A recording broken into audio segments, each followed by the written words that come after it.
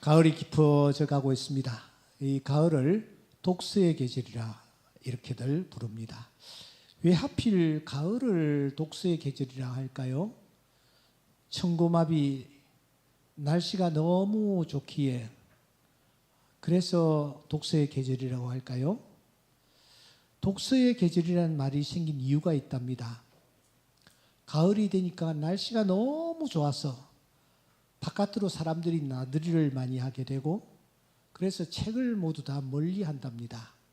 그래서 당국에서는 독서의 계절이라는 이름을 붙여서 가을에 정말 나돌아다니지 말고 책을 좀 대하라, 그런 뜻으로 독서의 계절이라고 불렀다라는 그런 얘기가 있습니다. 성인들을 대상으로 조사를 해보았더니 1년에 책을 한 권이라도 읽은 사람은 65.3%에 불과하답니다. 평균 독서 시간도 여러분 하루에 20분에 불과합니다. TV나 스마트폰 이런 것들을 이용하는 시간에 10분의 1 수준이라 그렇게들 합니다. 여러분들은 지금 이 가을에 접어들면서 봄, 여름, 그리고 가을 이 세 계절을 거쳐오면서 여러분들은 책을 한 권이라도 읽어보셨습니까? 그냥 적당한 것이 아니고 한 권이라도 제대로 읽어보셨습니까? 몇 권이나 여러분들은 책을 대하셨습니까? 세계에서 제일 머리가 좋은 민족 유태인입니다. 왜 그렇게 머리가 좋을까? 간단합니다. 유태인들이 세계에서 책을 제일 좋아한답니다.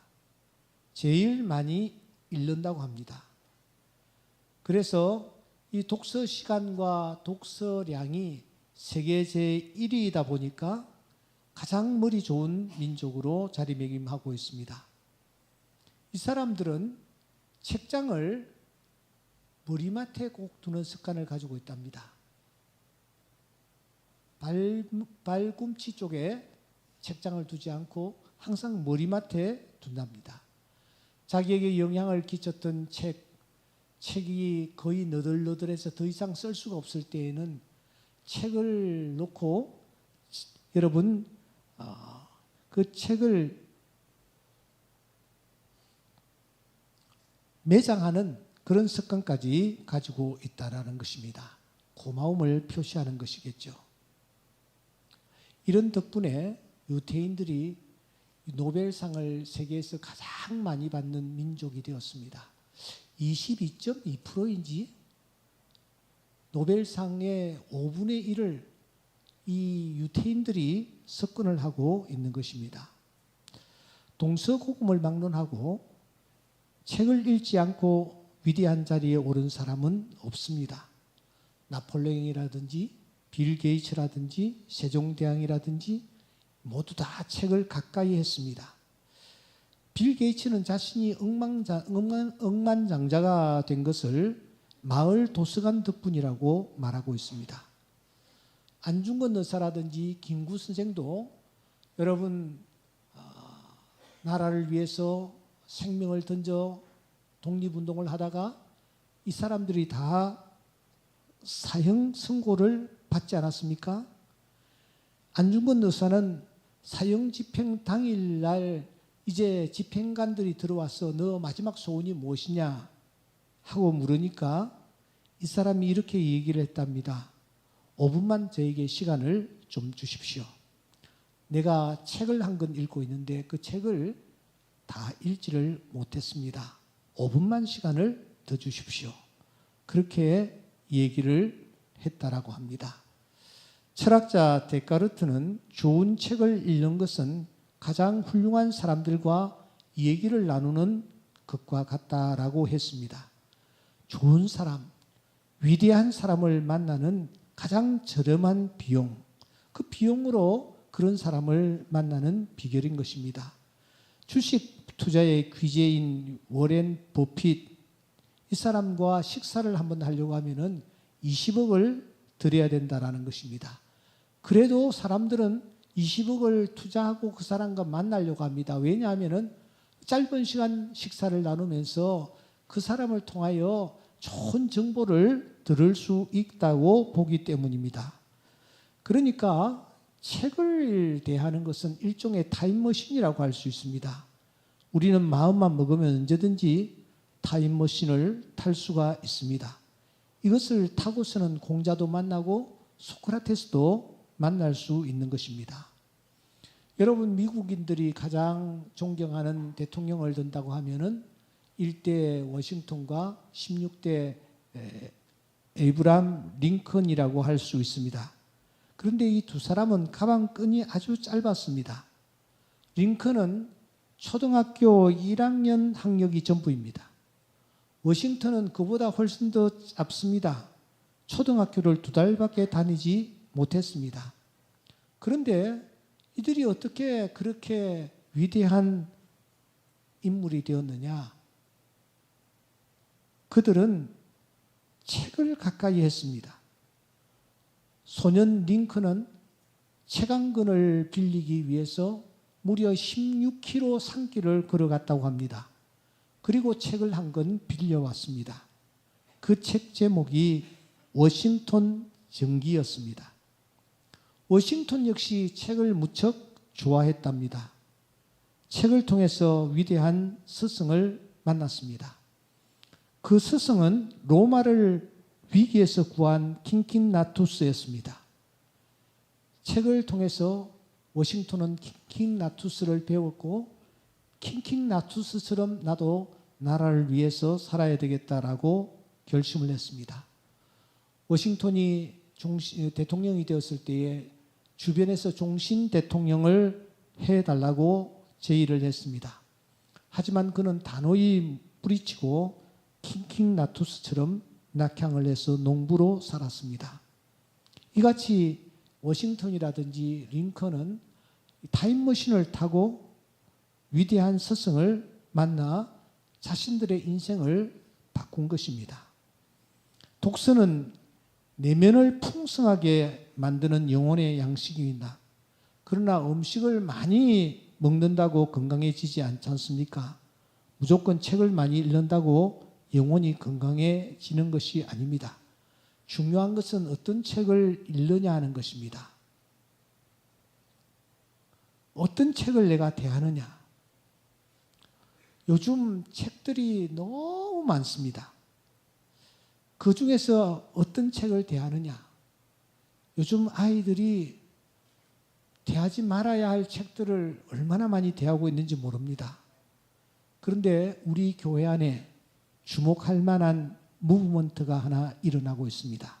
아주 조용히 저는 관심을 가지고 보고 있습니다. 일항책 놀이연구소라고 여러분 혹시 들어보셨습니까?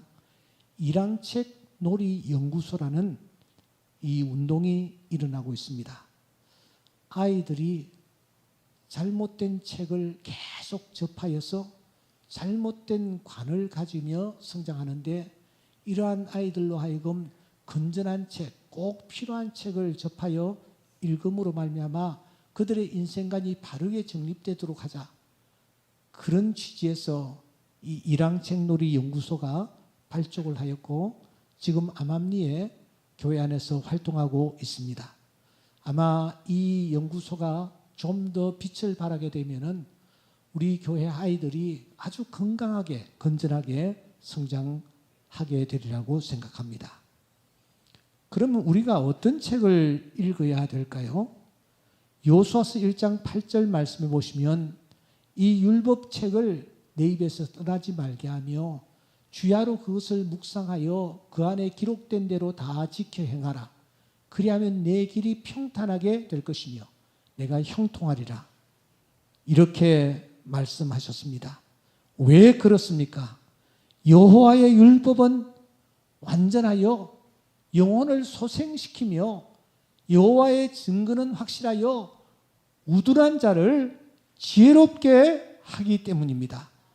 여러분, 하나님의 말씀, 많은 책들 가운데서 우리가 가장 가까이 해야 할 말씀이 하나님의 말씀인 줄 믿습니다. 이 말씀을 대하면 이 말씀 속에서 영혼이 소생되는 그런 큰 은혜를 맛보게 됩니다. 우둔한 자들도 이 말씀 앞에서 지혜롭게 되는 것입니다. 그러므로 시편 기자는 시편 1편 1절에서 복 있는 사람이 어떤 사람이냐? 여호와의 율법을 즐거워하여 그 율법을 주야로 묵상하는 자가 복 있는 자가 된다라고 말씀하며, 그 사람은 시냇가에 심은 나무가 철을 따라 열매를 맺으며 잎사귀가 마르지 아니함같이 모든 일이 형통하게 될 것이라고 말씀하는 것입니다. 사랑하는 여러분, 여러분들이 먼저 하나님의 말씀을 가까이 대하는 모습을 자녀들에게 보여주셔야 합니다. 우리 장임환 장로님, 제가 참 도전을 받습니다. 한 분기에 1독씩을 한다라는 거예요. 매일 아침 1시간 반 이상 책상 앞에 앉아야만 가능한 일입니다. 창세기는 그래도 어떻게 넘어가는데 출애굽기, 그 다음에 레위기 오면은 얼마나 힘듭니까? 그 고비를 넘기고 또 넘기는 것입니다. 개인적으로 듣고 보니까 들으니까 성경을 읽고 난 뒤에 그 다음에 자기가 깨달은 것을 다 또 타이핑을 한답니다. 그리고 타이핑한 것을 같이 성경을 읽는 사람들과 나눈다라는 거예요. 이렇게 하나님의 말씀에 심혈을 기울이며 말씀을 가까이 할 때에 하나님께서 그러한 자를 얼마나 사랑하시며 은혜를 베풀어 주시겠습니까?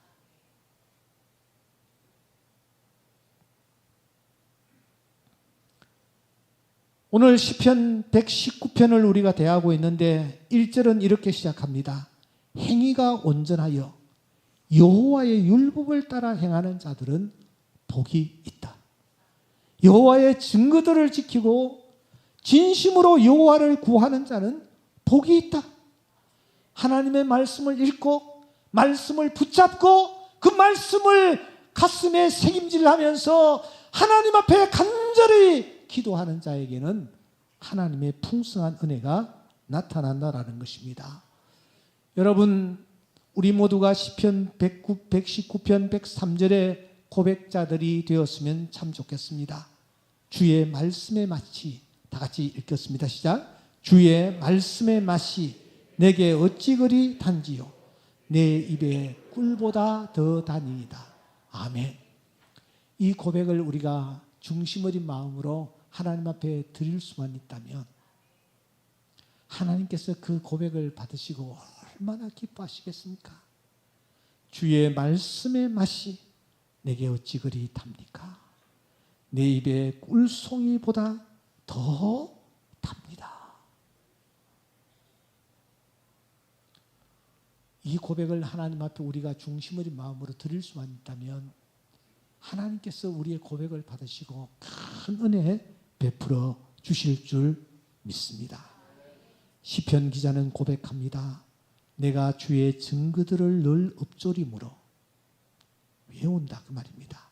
나의 명철함이 나의 모든 스승보다 나으며 주의 법도를 지킴으로 나의 명철함이 노인보다 낫습니다. 스승보다 낫습니다. 노인보다 낫습니다. 하나님의 말씀을 우리가 대할 때에 하나님께서 우리에게 스승보다 더 지혜롭게 하시고 노인의 그 풍부한 경험을 뛰어넘을 수 있는 이런 은혜를 우리에게 주신다라는 것입니다. 때문에 하나님은 이스라엘 백성들을 향하여 이렇게 명령하십니다. 내게 명하는 말씀을 내 마음에 새기라. 자녀들에게 부지런히 가르치라. 집에 앉았을 때에든지 길을 갈 때에든지 누워있을 때에든지 일어날 때에든지 이 말씀을 강론할 것이다. 손목에 매어 기호를 삼을 것이다. 미간에 붙여 표를 삼을 것이요 문설주와 바깥문에 기록할지어다. 하나님의 말씀을 보이는 곳에 계속해서 기록함으로 말미암아 들어오며 나가며 말씀을 대할 수 있도록 그렇게 분위기를 만들어 나갈 때에 하나님께서 그러한 자에게 놀라운 은혜를 예비해 놓으셨다가 허락해 주신다라는 것입니다. 여러분, 우리가 주의 말씀을 풍성히 마시고 먹으면 그 말씀은 그때그때 우리에게 생명의 양식이 되며 우리가 가야 할 길, 우리가 해야 할 행동, 우리가 취해야 할 말, 모든 것을 그때그때 다 가르쳐 주실 줄 믿습니다. 예수님을 보십시오. 시험을 당했습니다. 마귀가 예수님을 시험했습니다. 돌로 떡덩이가 되게 하라고 했을 때에 예수님께서 어떻게 그 유혹을 물리치셨습니까? 말씀으로 물리치셨습니다. 기록되었으되 사람이 떡으로만 살 것이 아니요 하나님의 입으로부터 나오는 모든 말씀으로 살 것이니라. 신명기서 8장 3절로 이 사탄의 괴계를 물리치셨습니다. 성전 꼭대기에 올라가 뛰어내리라고 했을 때 그때도 주님은 또 기록되었을 때 주 너희 하나님을 시험하지 말라 하였느니라 하시면서 그 시험을 물리치셨습니다. 신명기 6장 16절 말씀입니다. 마지막으로 높은 산으로 데리고 올라가 경배하면 이 모든 것을 너희에게 주리라고 했을 때에 주님이 말씀하십니다. 사탄아 물러가라. 기록되었을 때 주 너희 하나님을 경배하고 다만 그를 섬기라. 신명기서 6장 13절의 말씀으로 물리쳤습니다. 평소에 말씀을 풍성히 담고 계셨던 주님은 그때그때 주의 말씀에 따라 행동하고 말씀하시고 선포하심으로 말미암아 사탄의 모든 괴계를 능히 물리치고 이기는 그런 승리자가 되신 줄 믿습니다. 사랑하는 여러분, 오늘부터라도 여러분 하나님의 말씀을 가까이 하실 수 있기를 바랍니다. 하나님의 말씀을 가까이 대하고 하나님의 말씀을 펴고 말씀을 묵상하고 말씀을 외우고 말씀대로 살려고 실천하고 노력하면은 나도 모르게 하나님의 은혜가 우리에게 나타날 것입니다.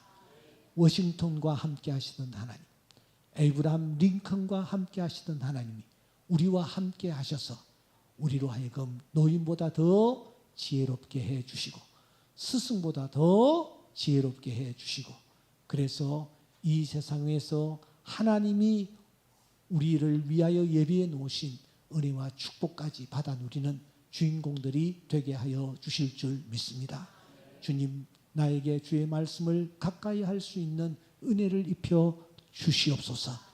그래서 오늘 본문의 말씀과 같이 주의 말씀이 내 발에 등이 되게 하시고 잠시 후면은 우리 눈도 흐릿해지고 기력도 쇠하여지고 하나님의 말씀을 대하려고 해도 대할 수 없는 그런 때가 올 것입니다.